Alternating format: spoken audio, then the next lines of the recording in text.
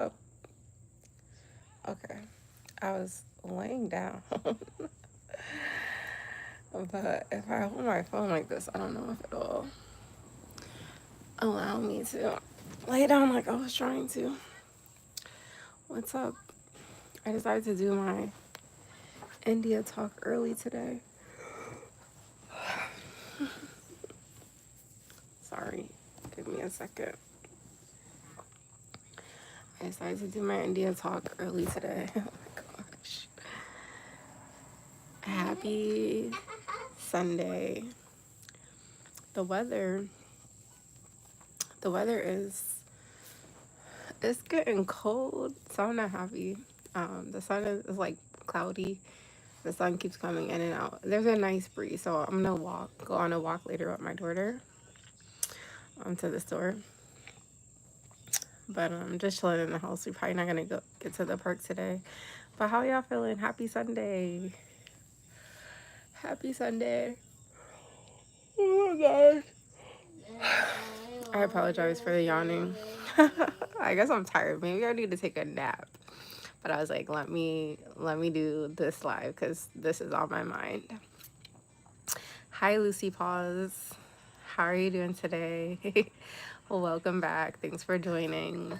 I was gonna do an India talk today, talking about karma, believing in karma, and my daughter, and remembering things my mom went through is what ultimately helped me get free from my abusive relationship that that I almost did not escape from. But yeah, happy Sunday. Happy Sunday to you. And I hope life's treating you good. And see, the sun is coming back out. The sun makes me happy.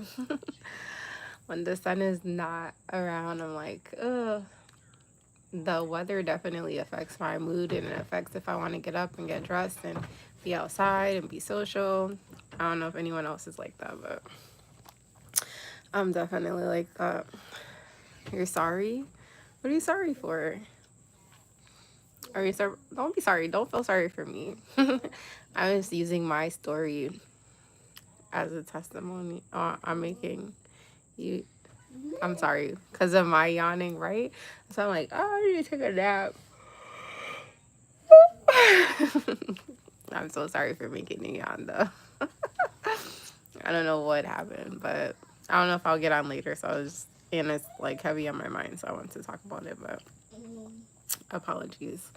So if you didn't know, I was in a long-term relationship, and and I literally had to escape from it, which was very traumatizing. I'm still recovering from it. Me and my daughter, and yesterday and the day before, I had negative encounters with this person reaching out to me via text, and it totally dismantled the day and the energy. And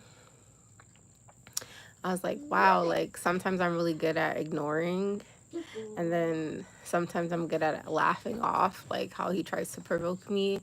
But he was able to conquer that yesterday and the day before. What are you asking me? What time is it for you? It's 1. Okay, for me too. Where are you at? I'm in Massachusetts, so on the East Coast. So it's the same exact time where I'm at. Where are you checking it from? Oh my god. Voy a ti. Hola, Carlos. ¿Cómo estás? ¿Cómo estás usted hoy? Oh, you're in Tennessee. Okay, I've been to Tennessee before. I think I remember you telling me that. I've been to Tennessee only once. And it was for a business seminar. So I was there for a few days. I liked it. I would definitely come back. I didn't get to explore as much as I would like. Hello, John. Thanks for joining. So, what part of Tennessee are you in? I'm so sorry. So yeah, I was dealing with a lot of emotions that I've been dealing with for like the past year, escaping this person and um, going through like a stage of homelessness, but not really escaping, going to a shelter, healing myself from being poisoned, all types of stuff. I've shared the story. There's 19 days of me sharing that situation. And then yesterday I just talked about a lot about karma. Like I have to find something to help the healing process, my healing process.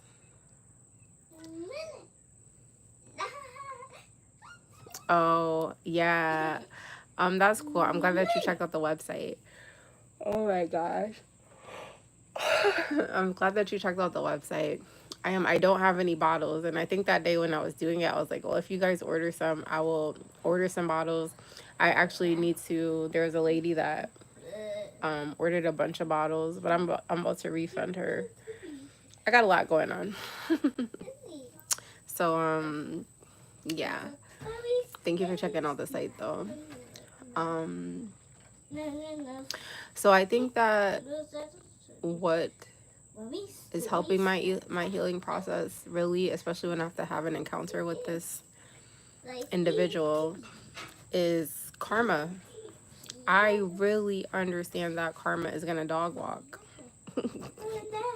that individual, and I also understand that me being attached to that person, I was dealing with some karmic debt through them. Like they have a history, a rap sheet of not doing right by people and having a very much strings attached interactions, transactions with people. Like nothing is genuine, nothing is from the heart, nothing, like very selfish, selfless, and unaware and narcissistic and pessimistic. What's up, Aztec? How are you?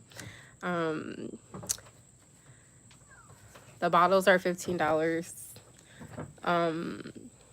I used to have two sizes, but I don't have two sizes anymore, so 15. And then my bigger bottles used to be 25. I'm talking about karma. I'm talking about the things that helped me ultimately leave an abusive situation that was not healthy for me and my daughter, who was being poisoned and almost didn't make it out of the situation. That's what I'm talking about. I keep getting distracted. That's why I cannot multitask. Like it takes me off of what I'm saying. So I wrote it in the description. Anyways, thinking about karma. One, I have watched a lot of women in my family, and then like friends that I used to have, and then in his family as well, all deal with abusive relationships, abusive men, mentally, physically, and definitely physically. And I would always say, especially growing up watching it, like, oh, that would never be me. I would never find myself in this situation. And yeah, I found myself in this situation.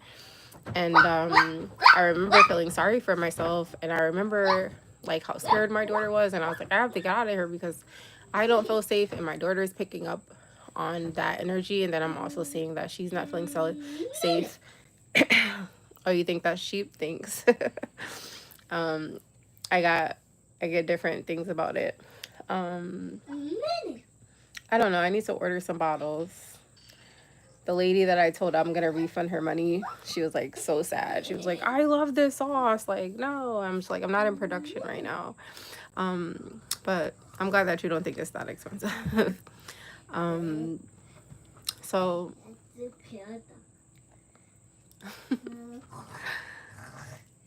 so yeah, when I was just like, dog, like, how do I get out of this situation? Like, nobody's helping me. I don't have any friends. Like, my family thinks that this is comical. Like, me and my daughter's life is like really in danger. I don't have anyone to call. And then I was backtracking And I remember having a conversation with his mom even previous to last year.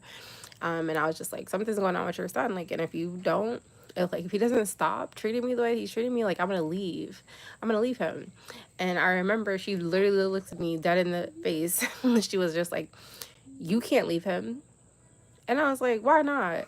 And she was like, because you just can't. Like, you've already been with him for X amount of years, and now y'all have a kid together. Like, you can't leave. I was like, I don't, my mind doesn't operate like that. Like, if I am basically doing everything myself and then this person's treating me like crap, I don't need to be in a relationship with them. Sorry, I just remembered, like, oh, you're so damaged because you were in an abusive relationship with his father for so long, and then you got divorced from him, and then you tried to move on with your life, and then he came back in and played on your emotions and was able to make you give up the new life and the new person that was actually making you happy. And probably if you would have kept going on that path, you wouldn't be have been able to get sucked back in. You know what I'm saying? So I was like, in my eyes, she's weak because now this man played on your emotions, and now he's back, still treating you like crap, still abusive to you on all types of levels, and you're sitting here taking care of him to his last dying days. I was like, she's weak. Like, I didn't grow up around like people, weak women, I should say. Now, a lot of the women have stayed in relationships longer than they should have, but it made me think about my mom. I started comparing like his mom to my mom, and I'm like, I'm not from this family. I'm trying to be a part of this family, but my mom, I've seen her be in abusive relationships, and at some point in time, she gets to the point where she gets the fuck on. And she says enough is enough, and she don't spin the block. You spent the block. That's crazy to me. And I remember talking to my mom while this was going on, and my mom was just like, leave, do what you gotta do, like, go to a shelter. And I was so hell-bent on, like, I'm not going to no shelter. Like, I shouldn't have to go to a shelter. Like, you guys should be helping me, and blah, blah, blah. And I just remember my mom was like, don't be afraid to start over. Like, somebody's treating you like something, like, you have to think about your daughter. And it really made me reflect on my mom. When I lived with my mom in high school, I lived with my mom for my high school years, and she was with a really abusive man that she ended up marrying for a short amount of time, and he was a professional boxer. And every single night, like clockwork, me and my sister had to like jump him to pull him up off my mom. Like, he has professional license hands, and he used to beat the crap on my mom. And we'd be like late for school or staying up all night, or like cops. It was hell. Like, I hated living with my mom, and I was like mad at my adoptive grandmother at the time. Like, why did you send us here? Like, it was just a totally different environment from how I lived with my adoptive family. And I just couldn't understand why my mom was putting up with that. Then I also couldn't understand, like, they'd be fighting and he'd beat the crap out of her, and then the next day it was back like nothing. And I was like, that's weird. Like, I'll never find myself in that situation. And eventually they, like, my mom got away from him, and then she got with somebody else that was like the same exact thing, and then she ended up leaving him, and now she's with a very nice older gentleman who's very nice to my mom and like takes care of her and stuff. But the reason I was bringing up the karma thing is that that man, the professional boxer, recently my mom ran into him, and he had to get both of his arms cut off. I forget what the reason as to why he had to get both of his arms cut off. Maybe some kind of cancer or something, and he's trying to like save himself. And we talked about it, and my mom also told me that he ended up apologizing to her of like, oh, I'm so sorry about how I treated you while we were together, and I had no right abusing you the way that I did and not valuing you. And my mom accepted the apology. But we're like making jokes, but in the back of my head I think about that of, yeah, karma. You can't go around treating people a certain way, men or women, children. You can't, and don't think that that shit's not gonna catch up with you later in life. So this person who used to use their hands as a craft and boxing, when he did boxing, Then he turned this craft into a way to dominate the women that he really didn't like. And now you have no arms, you have no hands, and you have to be dependent on other people to take care of you. Hopefully, you get good people, good caretakers, but another part of your karma could be you could get bad take care people who are now abusing you, leaving you sitting in your own pee and poop and all types of stuff. When I worked in the medical field, the amount of people I sat with on their deathbeds that would cry that they're surrounded by strangers and they wish that their kids were here, and they have all these things that they could be focused on, but they're like, oh, my kids, they're not coming to see me and I'm in the hospital. I'm just like, karma. I used to feel bad for them, but I'm like, at one point in time, it's like, but how were you as a parent that your kids don't want to come see you, take care of you? That's how I was with my dad. Like, I didn't go to the hospital to see him on his deathbed. But I did, before he went to the hospital, did bring my daughter to see him, which I didn't have to do. I did that because God told me to do that. But it makes me think about this man that I just spent a period of time with, who continues to treat me like crap and talk about me badly and wish bad things upon me and his daughter. And I'm not even in acceptance because he has a track record. I'm the third mom with the third kid, and he's done this to every single one of his moms. I've just gotten the worst of it. And then yesterday, in our encounters, the things that he said to me, I was just like, oh, noted. I'll be sure to add it to the list of despicable things that you continue to say to me and about me, a mother of your kid. The same kid that you're trying to tell people that I took away from you. No, we ran away from you in the middle of the night to get away from you because you were abusing us and poisoning us and isolating us and keeping us trapped in that fucking house. Tell people the truth. Don't worry, I will. So I think a person who doesn't have the upper hand but feels that they do have the upper hand should be a little bit more nicer. Should be a little bit more open to understanding that you are no longer in control or able to manipulate me, and that if you really wanted to see your kid, you could. There are stipulations that you have to abide by now at this point in time, but that's your bed, you made in it. You don't want to abide by it. Continue to tell people lies that keeping your kid away from you. If I had every right, because you were hurting your own child and you were hurting me. And then the things that he was saying to me yesterday, I'm like, yeah, why do you think in your right mind I would ever drop my kid off to you for X amount of days? I don't know what you're capable of doing to her.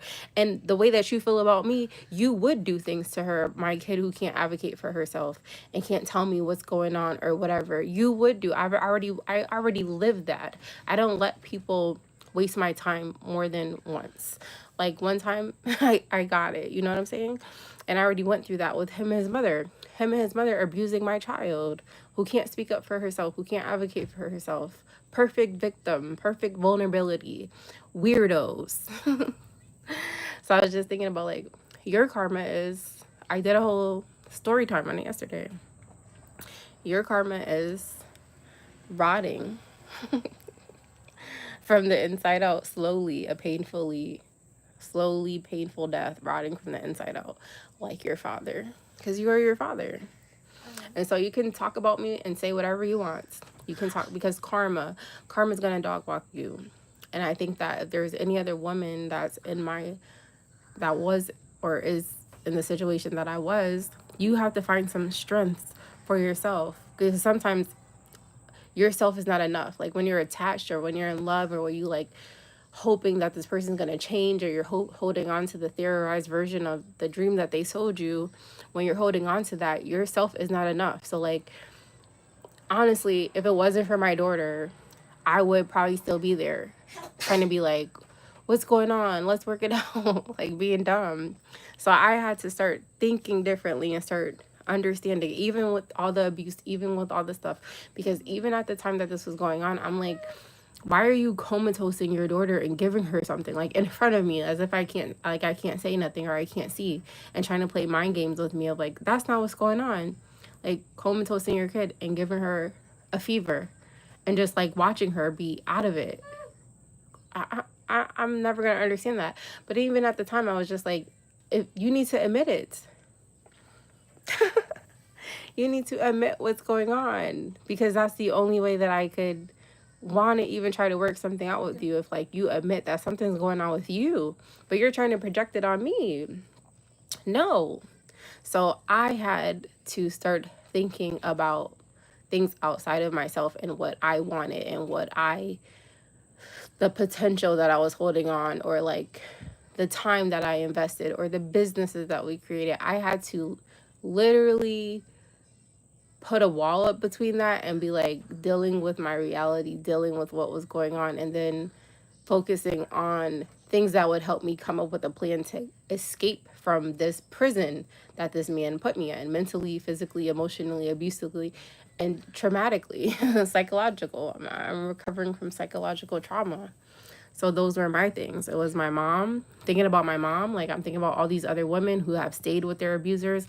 I've watched my mom be abused, but she got up and left and never looked back more than once. So I'm my mother's child. So my mother, and then me being a mom and looking at my daughter and seeing how she was so scared. She was feeling scared, and I'm allowing the abuse to go on. And I am her advocate. I am her protector. So I had to make a decision for her, even if the decision wasn't for me. So my mom and my daughter. And now, through my healing process, Karma's going to dog walk that man and his mama. And I cannot wait. I cannot wait. But I won't be around to watch that shit. And don't think, I said that already, don't think that I'm ever coming to anybody's hospital when you do get sick and you are in your deathbed and you are rotting from the inside out slowly but surely, because you already got health issues going on. It's just like, and even in my experience with him, with his dad, at the beginning of the year, so I escaped in the middle of the night via police escort to go to his mother's house, because that's what God told me to do, and that's what my daughter wanted to go. Anywhere to get out of there. Plus, I had been trying to get over to his parents' house because his dad was dying at the time. So I'm like, don't you think you should be spending as much time with your dad? Because I'm going to have much time to go, you know? And then shouldn't he be spending time with his grandkids? Like, this is strange. It was the strangest interaction.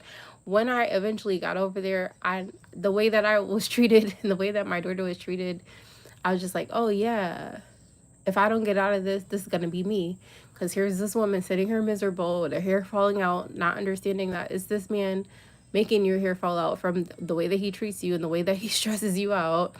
And then this man is so mean and so miserable, don't want to be around his kids. And he was so mean to my daughter. So mean to my daughter. And I'm just like, you're dying. Like, don't you think that you should be trying to soak up all the time with your kids and your wife and your grandkids? No, he was so mean to my daughter, yelled at her every single day, was mad that she gets up and she sings, tells her to shut up. My daughter is potty trained, and he demanded that I put her in pull-ups so that she doesn't use his bathroom. A lot of stupid, weird stuff, yo. And I was like, oh, I'm getting a glimpse of my future, which I have been feeling like that for the past 4 years since having a kid. I'm like, when I come over to your parents' house, I feel like I'm watching my future. And he wouldn't even say anything. And I know why, because he knows I was right. And he just wanted me to accept that shit. No. So if you ever find yourself in my situation and yourself is not enough, or you're caught up and you're tied into whatever it is you thought it was and it wasn't, you need to find something. You need to find some sources that's able to snap you back into reality and to get out. And so that was my reality. It's like remembering how strong my mom is, no matter what goes on with my mom and no matter what battles she faces. My mother is strong, and when she walks away, and she don't spin the block. She's not dumb. And my daughter is so smart and so gifted, and she's just amazing. And I've been surrounded by a father and a grandmother who don't like her, and not only told me but talks negatively about her, calls her names, have called her retarded, have called her stupid, and have abused her, and because they just felt like it and just have nothing better to do with their time. And I'm not going to continue to sit around and watch that shit. So I was like, I cannot be under their control anymore. So I had to get out. But I wanted to share that today because I was just thinking about that karma about with my mom's ex-husband and how he doesn't have any arms anymore. You used your arms. God gave them to you for creativity and for art, and then you used them for demonic things. And you thought it would never catch up with you. And he has a lot of health issues. That man, that my mom's ex-husband, has a lot of health issues. He has what's that shit called? Damn, it's from drinking. Is this cirrhosis of the liver? He has jaundice. He has all types of stuff. He has like a crick in his neck where he can't turn his head all the way to the one side, so it's like cocks and stuff. He got all types of issues, and now he don't got no arms. And now you're dependent on caretakers, and that would be my theory. Like, you got caretakers who are not helping you, and you feeling the heat of it, because why else would you come out and now apologize? So that's what I'm saying. People be knowing what they be doing, but they don't care about how they're treating you when they're able bodies. Okay, when they're able bodies, they can get up and go, and they can come and go, and they have their sources and their vices. They didn't think about how they treating you until life puts them on their ass, until God makes them sit still, until God makes them feel their pain. And when they can't suppress it, when they don't have their vices and they don't have no body, then they have to sit and marinate and think. An idle mind is a devil's playground. So yeah, that'd be my umph of energy of like, you can talk about me however you want. Tell whatever lies you want. Kendrick Lamar said it the best. Don't tell no lies on me, and I will tell no truths on you. The more you continue to lie, the more I'm going to talk about the things that you have done. And hopefully save somebody from believing and being spun in your spider web like I was, and I almost didn't get out because it's a dysfunctional and dynamic mother-son duo, a very sick, psychotic relationship that they have going on, and the way that they treat the mothers of the kids and the way that they treat the kids. And that was my other thing of like, you let your mother treat your kids like crap. The bullshit stops with mine. She's not gonna do this to my kid. And you don't say nothing. You just sit here and accept it because you're a mama's boy, and your mother does everything for your kids because you're not doing them. I don't need shit from you or your mom at this point, especially because of the pettiness I had to deal with yesterday about in school uniforms. I don't have to kiss nobody's ass or jump through no hoops and hurdles, no matter what's going on with the situation that I allowed this person to put me in, or better yet, the situation that God released me from. And I am in a state of grace. I am in a state of waiting. I am in a state of stillness. So I don't care about materialistic things. This man tries to make fun of me because right now I'm going through the motions of, we're living with some friends, and it's better than being in a shelter. They were trying to send me to a shelter or send me to jail and put his own kid in DCF because he don't want to take care of her. But you're out here telling people that you're worried about your kid, or you feeling sad because you ain't seen your kid. Well, a man who wants to take care of his kids would take me to court and fight to get a full custody, not try to put your kid in DCF. What the hell is wrong with this man? Crazy man. Crazy mom. Crazier.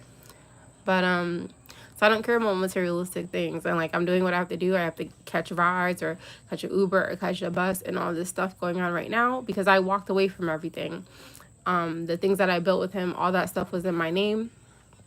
I don't want any of that stuff. I have that trailer. I could have easily sold that trailer and came up off of the $7,000 I paid for it. But God told me to let all that stuff go. God told me to let all that stuff go because I was funding that man's dream. I wasn't totally invested into the lies that he sold me. And so now that trailer is a storage unit with all my stuff from the house in there, and I don't want any of that shit. So it'll all just stay there. And God removes and God replaces. So I ain't worried, but I'm alive when them tables turn and when that karma comes to collect. So that was my India talk for the day. Thank you all for who stayed and who listened. And if y'all have some questions or comments or feedback, let me know. I'll give you a minute or two to talk with me, because I was just getting that ish off my chest. I have to. And I was just like, wow, I'm proud of myself. Like, 2025 has been a year of plot twists, and I'm excited to see how the rest of the year plays out for me. And I'm excited to see so many things. Like, my daughter's about to start kindergarten, like things that I'm not missing out on. And it's not my obligation to make sure that these people stay in tuned in her life, that they didn't even want to be there while we were there. I was literally just listening to something. Oh, it was a video of a girl saying, it was something about narcissists. I'm still like educating myself on that. But it was like, don't think that the man feels a way about you not being in no contact with him, because your presence wasn't even valued while you were there. And so that's how I feel about my daughter. Like, you can tell whatever stories you want, you and your mother, but I didn't cherish this little girl. As a matter of fact, his mom would say, whenever I'd ask her to watch her so I could go to school to get my bachelor's degree or do an event to make money, like, I'm not going to the club trying to shake my ass or chasing some man. I'm always in boss mode. And I had to quit all that stuff because this lady would always have an attitude and say, I'm retired and I don't want to be bothered with her.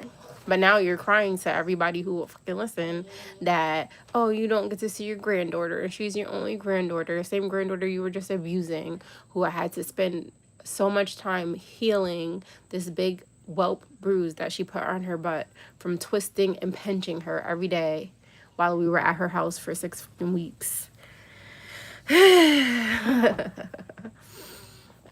So, yeah. Talk to me. Talk to me. Let me know you're here, you're alive, you're tuned in, tapped in, turned on. If not, I'm gonna just say my messages and get off. That was my India talk for the day. I got some stuff to do.